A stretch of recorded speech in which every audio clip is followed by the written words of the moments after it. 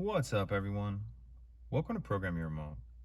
Today I'm going to show you how to reset the oil life and the maintenance required life on a Toyota 4Runner. This is a 2021 4Runner here, but it will be the same on a few different years. So the first thing we want to do is be in the vehicle and turn our ignition to the on position. On is as far as you can turn the ignition forward without actually starting the vehicle.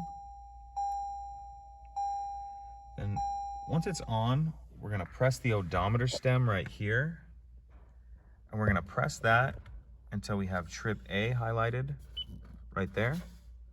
Once we have trip A up, we're going to turn the ignition off.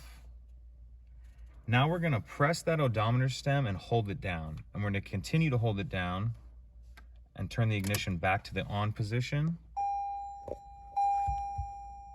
And then as you can see there, resetting. And once that message is done, you can let go and it has been reset. Pretty simple. If you have any questions, please let me know. If you could take a second to like and subscribe, it helps us out and I'd appreciate it. Thank you.